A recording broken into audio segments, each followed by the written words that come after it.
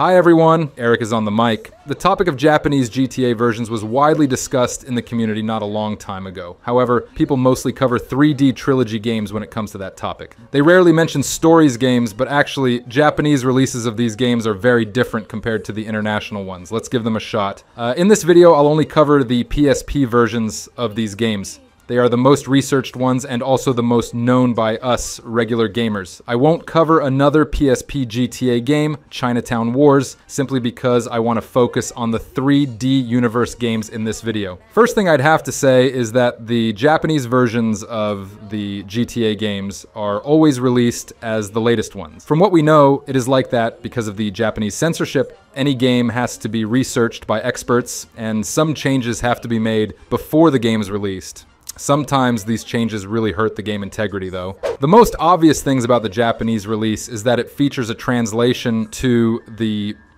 Japanese. You might know that some of the GTA Japanese translations add a lot of weird censorship into the game. What I mean is that, for example, the San Andreas translation removed a lot of lines mentioning drugs and killing innocent people for no particular reason, and Vice City translation included famous Haitian-friendly changes that removed not only every single mention of the conflict between the Cubans and the Haitians, but some other lines too, like mentioning of the French thugs in the third Cortez phone call. Thankfully, similar changes don't apply to nor Liberty City Stories nor Vice City Stories either. Both of these games have their story untouched. Also, both of them enable the subtitles by default.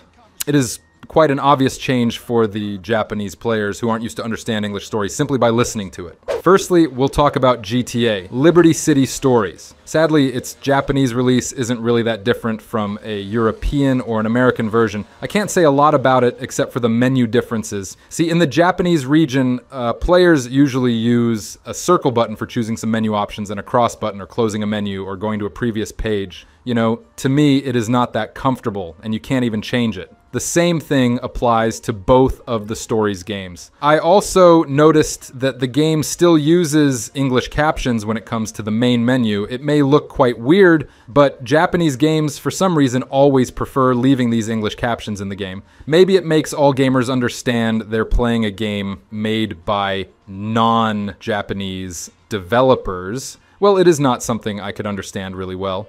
Also, if you look at these menu captions, you'll notice they're a bit different from the original ones. And of course, everything I've said applies to GTA Vice City Stories as well. Okay, so what about all these changes made in the Japanese release of GTA Vice City Stories? First thing I want to mention is that it uses a modified version of the PlayStation 2 mission script. It means that some of the mission bugs got fixed in that release. This applies to, for example, the mission called Burning Bridges, where the player's weapon gets taken away after being kidnapped by Mendez brothers. Vic has a chance to get them back, but on the original PSP release, he won't get any hard weapons back, like a minigun or any sniper rifle. This bug was fixed in the PS2 version, and so can be said about the Japanese PSP release too. However, what I've said before doesn't mean that the game now features all of PS2 exclusive content. It still doesn't have more rampages, unique stunt jumps, and some unique missions like Rush, for example. But hey, that's still something, isn't that right? Some script changes are only specific to the Japanese release. For example, in the missions like Purple Haze and Jive Drive, when you have to lose the police heat, the wanted level, there will be about 3 stars, while it is just 2 stars for all other versions of the game. Honestly, I think it makes these missions really hard. In Jive Drive, I always hate how Lance AI works, and 3 wanted stars will make everything only worse. There are some unexplainable changes though, like the MAC-10 rampage position in downtown got different. It was moved to the north. What could be the reason for that change? Maybe the rampage spawns here weren't too good, so testers had always failed it. Tell us what you think about it in the comments. Another change to rampages happened with the rampage on the rooftop near the junkyard. Only in the Japanese release, enemy gang members there have machine guns and pistols. On every other platform, they have bats and pistols instead. I find these Rampage minigames quite easy sometimes, so it's not a bad change at all. However, it would be wrong to think that the Japanese version changes only made the game more difficult. Actually, this version of the game is the easiest one. Why? Well, for some reason, it nerfs the damage that the player gets. Motherfucker.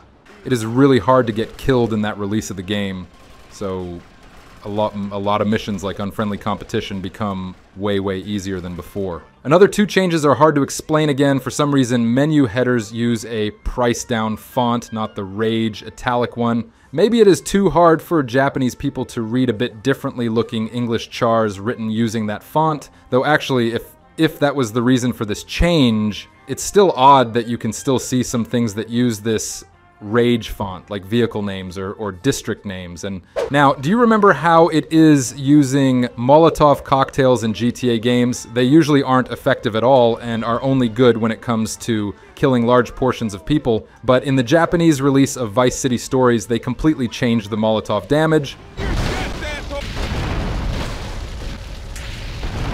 Now it can explode vehicles in just one throw. I think that is not enough to make me a fan of this weapon, but, well, that's still something. In the Japanese version of the game, it is now impossible to attack and target down knocked enemies. You know what? This is the worst change in that version of the game. I can understand why it was made. The Japanese region is known for its strict censorship. You know, something even worse could have happened to the game. That's right as well. At least we didn't get any missions cut. But that thing still hurts the gameplay, integrity quite a lot, if you ask me. How are you even supposed to use cold weapons now? One of the good changes is an increased stick sensitivity. When I played this game for the first time on the American PSP version, I couldn't understand why some missions like Jive Drive are especially difficult for no reason. The problem was about a lack of a high stick sensitivity. Don't get me wrong, but such things make missions like that really hard to complete. Thankfully, it was fixed in the Japanese release. Speaking of the multiplayer, it is still functional in both of the games, of course. What I wonder about is it possible for Japanese and, to take an example, American and European players to play together? It may seem impossible now knowing the differences between different releases, but if you think about it, a lot of multiplayer games just grab multiplayer game host settings and apply them as the base ones for every single player in the game lobby. Maybe it is the same thing here. Obviously, there's no one I can test it with, but maybe you know the answer.